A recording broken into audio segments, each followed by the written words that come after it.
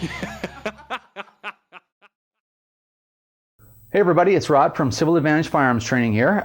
Today we're going to do a little review, kind of a, as I like to say, a buy, don't buy review of the Robinson Armament XCR-L. So, again, kind of just a regular review. It's not, if you want to know every technical detail about this rifle, there's lots of information here on YouTube. There's lots of information out on the internet about it. You don't have to come and hear it again from me.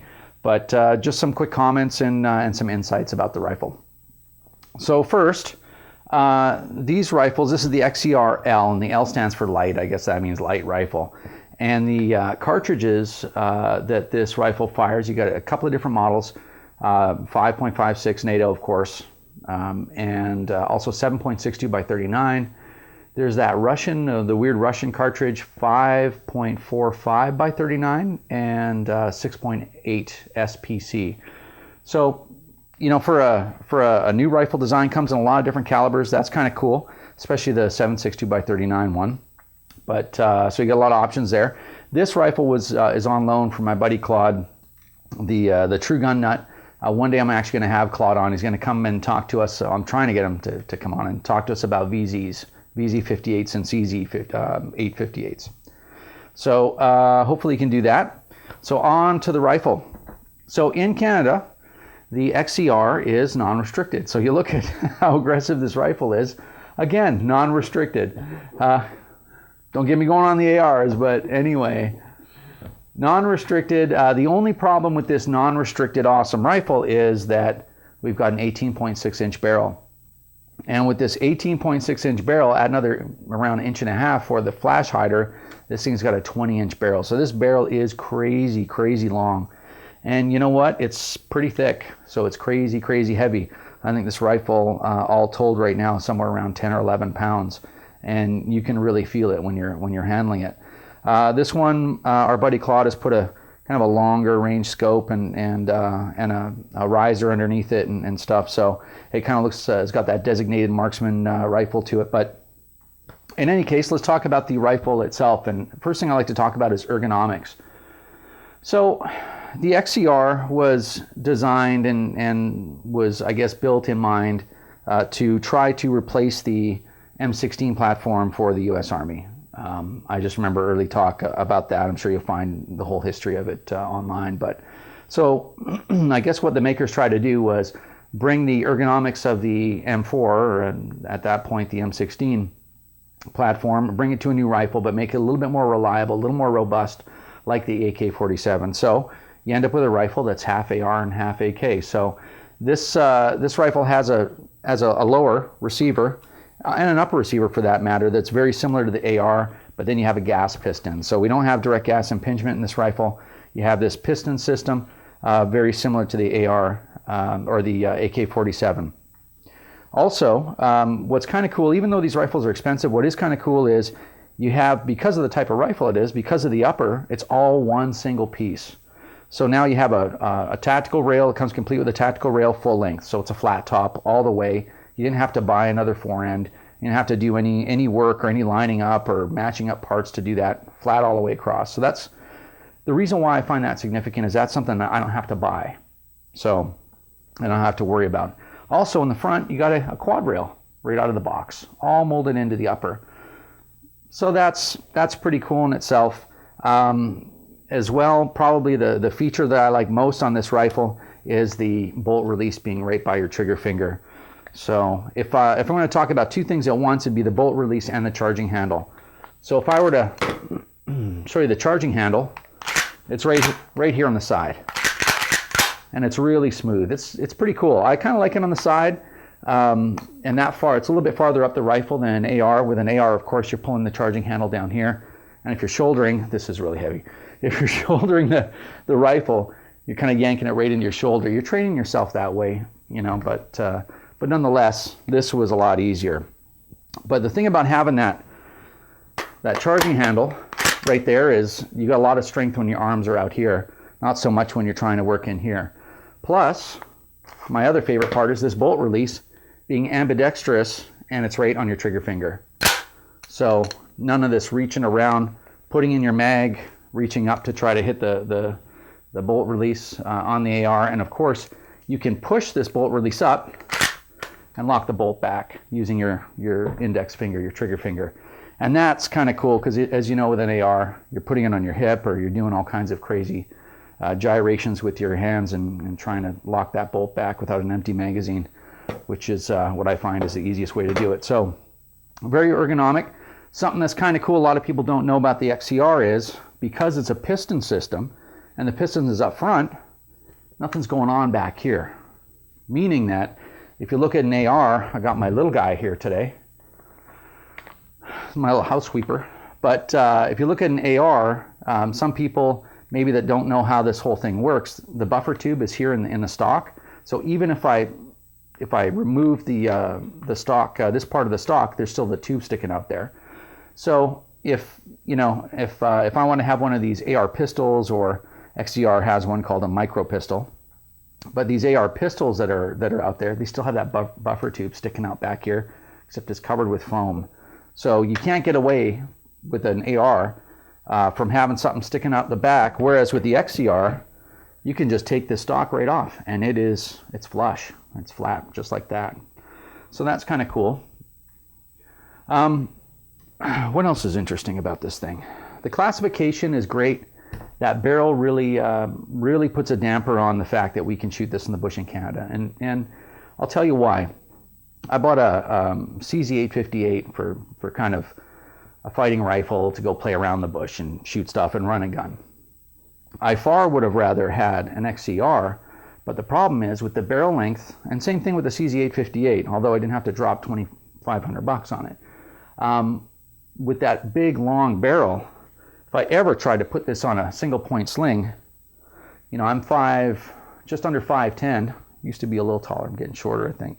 But in any case, so I'm not a really short guy, but I'm not tall either. But the problem is that even with a single point sling with a barrel this long, if I were to simulate that, and I think that's about where it would be, the flash hider is hitting me just above the ankle. So for me to run and gun, or to go to one knee, or to even bend forward, if I didn't have this in my hand, it was hanging on the sling, I'm going to be banging it around on my legs, on my feet, banging it around on the dirt. Not very good. So, that consolation that it's non-restricted doesn't really mean a lot to me because the barrel is just so darn long and heavy. In any case, of course, it takes AR mags, so that's a great thing. Accuracy, we'll talk about accuracy because there's an interesting story behind that. I've seen the reliability on these rifles to be a little spotty, just in my own personal experience, and I don't have a lot of experience with these rifles. So that really says something. But I heard that a lot of those reliability issues were growing pains early on when they developed the rifle, and a lot of those got worked out. So I have a friend that comes and does a lot of training with us. Great guy, does journalist protection in Africa, and lives up here where we're at. And this fella has an XCR in 7.62 by 39, and he tells us, and if I know him, he's got the non-restricted one, the one with the big long barrel. But he tells us with military surplus ammunition, he's hitting sub-MOA groups at 600 meters. So if you're not familiar with what that means, it means 1-inch group per 100 meters. So he's shooting 6-inch groups, under 6-inch groups, 600 meters away. I was on a range that was 600 meters once, and I couldn't even see the target, much less ever shoot that. But guys that are into it, obviously, I guess they can do that. But this is a semi-auto, fighting rifle, and he's shooting 600 meters, 6-inch groups. So pretty impressive. So the accuracy apparently is really, really good on these rifles, and the reliability is up. So one of the things I did here I think I was looking at one of those Nut and Fancy reviews, and his XCR, the one that he had on loan, wouldn't shoot Wolf ammunition, steel-cased ammunition. So what I did was I went to the range and I took along a bunch of stuff that we get in Canada, which is MFS. And if any of you guys have shot MFS before, it's not pretty ammo. It runs super, super dirty. Big muzzle flash. It's cheap, man. It's just cheap. That's why we buy it. So anyway, I'm thinking if anything's not going to run, it would be MFS. So I loaded up a couple of 10-round pistol mags and numerous 5-round mags that I have. and I ran this gun as fast as I possibly could. Just kept feeding magazines and ammunition into this thing. And I brought along a bag of brass ammunition of Winchester, just in case it didn't feed, it didn't work. And you know what? I didn't touch one brass round. I just shot the steel the whole time. So it ate up that MFS steel ammo like nothing. So I got nothing to say there. So reliability looks good. Ergonomics is awesome. Accuracy, I've heard some great stories about these rifles. Now the price. Here's the thing. So I guess we're getting to the end of the review, right? Would I buy one of these things or not? They are cool looking rifles, really cool. Ergonomically, they're awesome. Charging handle is awesome. The problem with the, ping pong paddle, manipulating that and the bolt release and all that stuff, all solved. Free rails, all the rest of that stuff. $2,400 if you want this thing in black. And it's $2,500 if you want it in tan or olive drab or any of the other colors that they come in. That's a lot of money. I can get a couple of ARs for that, cheaper ones. I can even get, one Chinese AR and one American-made AR for that kind of money. It's a lot of money for a rifle. If I would love to have one of these if I was going to put out that kind of dough for a fighting rifle. But here's what I would do. I would get it in 7.62x39 for one, because I hear that's just crazy, crazy loud. So that'd be a lot of fun, right? Bigger bullet, bigger bang, the whole thing, and super, super cheap. But I would live with the restricted classification, and I get one with a short barrel. 10 inches, maybe 14. I think it comes in 10 and 16 are the two sizes they come in. But I would rather get that shorter barrel and put up with the classification than haul all this steel around. It's a lot. I did consider the 7.62x39 XCR once upon a time, and here's the only thing that you should consider if you're thinking about buying one of those, is that you're going to have specific magazines, like they're not regular AR mags. So now you have to buy specific magazines for 7.62x39. That's okay. In fact, because Robinson Armament sells a XCR micro pistol, right? So of course it's a pistol now, right? Take the stock off and cut it off around here, pistol. But they make special pistol mags in 7.62x39. So that's awesome, right? 10 round mags. The problem is I haven't seen any of those mags full capacity, like full capacity with pinned. So if they were to ever change the law, and remember the law, it's not in the Firearms Act that those magazine limits are there, it's in regulation. A regulation can be changed. So if they ever change the regulation, God forbid it ever gets out that magazine size limits don't enhance public safety, but nonetheless, then I could, if I had the proper magazines, I could unpin them and I'd have 30 rounds.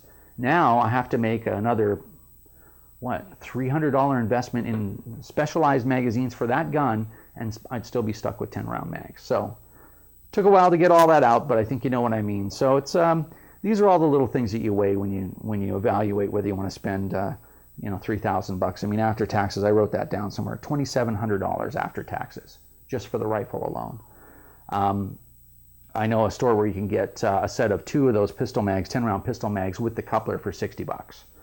So that's great. I'm going to need at least 3 or 4 of those, right? So price goes up from there. Hey guys, it's Rod. I'm here in my natural habitat in the beating heart of Civil Advantage Firearms Training, the Nerve Center here, the Situation Room. Anyway, what this is a quick addendum to the XCR review. I just want to tell you real quick, when I did borrow the XCR that you see here on the video from my buddy Claude, he brought it to the range for me. So what I did was I did an A-B comparison between my AR and that XCR. Now, here's a couple of quick facts for control purposes. The XCR has a stinking 20-inch barrel, 20-inch heavy barrel. I mean, that thing is like a baseball bat, okay? It's huge. Nonetheless, my AR only has a 14.5-inch barrel. So there's some weight difference there, and that is going to contribute to the amount of inertia that recoil has to overcome to be felt by your shoulder. So nonetheless, having said that, I did an A-B comparison. I loaded 20 mags and I ran through them all. 5 rounds in the XCR, 5 rounds in the AR. and went back and forth for the whole thing, the whole event. And I'll tell you this, that the XCR is a smoother shooting rifle. It really is, not by a huge margin whatsoever. I mean, we're talking 223 here, or 5.56 NATO. There is no recoil to be dealt with that cartridge, in my opinion. You know, it's super smooth anyway. But the XCR is a really cool gun to shoot. It had a real mechanical feeling, like there was something big cycling in there, and of course there is. It's a gas piston, right, where the AR is direct gas impingement. But it really had a smooth kind of flow and feel to it. So it did shoot a little nicer. Ergonomics, you know, we're talking about that in the review. Ergonomics are a little bit better, I'd say, on the XCR, especially with that bolt release being down by your trigger finger and being ambidextrous for you left-handed shooters. Other than that, that's all I wanted to say. Was the AB comparison did reveal that the XCR was a little bit nicer to shoot. Does it justify that $2,500 price tag when I've got my Chinese AR? I mean, I have an American one too, but the Chinese AR is my lawnmower, right? I pull that out of the garage, use it, and throw it back in the garage after, so to speak, right? So I'm going to wear that one out before I wear my Stag Arms AR out. But to justify the difference, I'm not sure it does. Anyway, that's just something I forgot to say, so I wanted to put that in there. You know what? That's about it for the XCR. If I had $3,000, I would have to think about whether I wanted to get a Tavor. Yeah, I'm saying it right now instead of Tavor. But whether I wanted to get a Tavor or I wanted to get one of these or a SIG 5.56, or there's a variety of different rifles that are around that price range. So I'd have to think that through. But definitely an awesome rifle. I'd really have to think it through before one of these actually came into the collection. But I'm still partial to ARs, as you guys know. In any case, hopefully that helps. And if you got some comments, I know there's a lot of knowledge out there about XCRs. If you have comments, please put them below. And we'll wrap this one up. So you can find us on the web at www.civiladvantage.com. And thanks for watching.